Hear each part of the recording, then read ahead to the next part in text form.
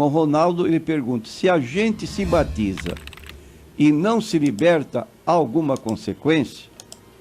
Sem dúvida que há consequências.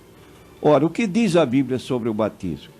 No capítulo 6 de Romanos, o apóstolo Paulo faz a seguinte declaração: não sabeis que todos quantos fomos batizados em Jesus Cristo, fomos batizados na sua morte?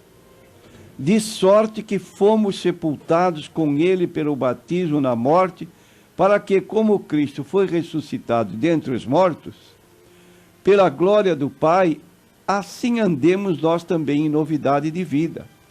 Porque se fomos plantados juntamente com ele na semelhança da sua morte, também o seremos na da sua ressurreição.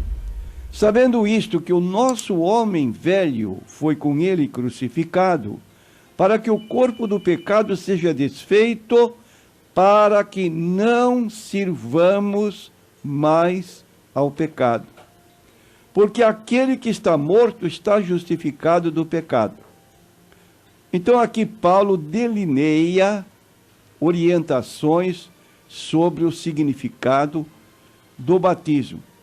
Não é um ato qualquer, mas ele tem um simbolismo muito seguro. Não sabeis que todos quantos fomos batizados em Jesus Cristo, fomos batizados na sua morte?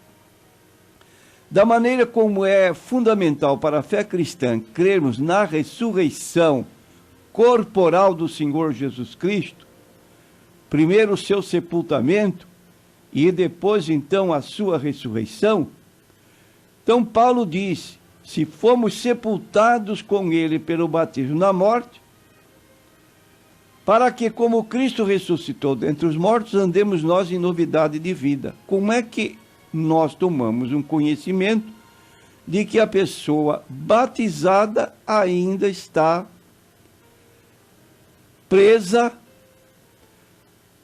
em pecados que são incompatíveis com esta libertação que deveria ser representada pelo batismo? Porque quando o batizando é imergido ou submerso, isto tem um significado muito profundo. Significa que a pessoa morreu. Mas morreu como se ela está viva? Ela morreu como diz o apóstolo Paulo no versículo 7. Aquele que está morto está justificado do pecado. No versículo 6, sabendo isto, que o nosso homem velho foi com ele crucificado.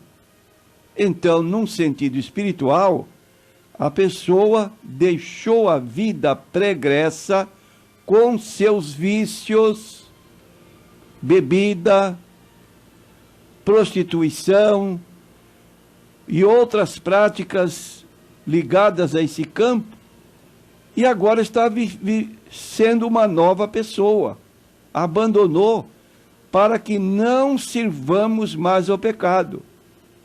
E ainda diz Paulo, se já morremos com Cristo, cremos que também com ele viveremos. Ou seja, estamos vivendo uma vida que deve ser compatível com a dignidade do próprio batismo. Então eu quero dizer ao irmão, não sei qual a sua prisão,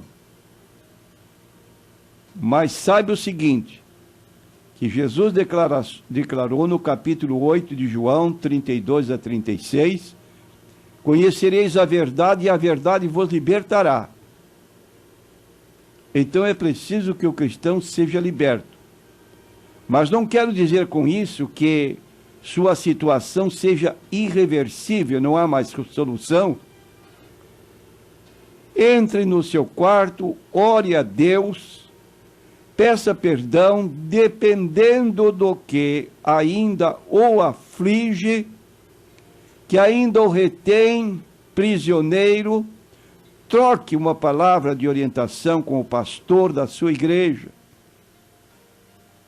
para que você seja orientado, porque Deus pode perdoar o seu pecado e libertá-lo, de modo que você sirva a Deus com liberdade e não ainda preso a qualquer situação de pecado que desagrada a Deus.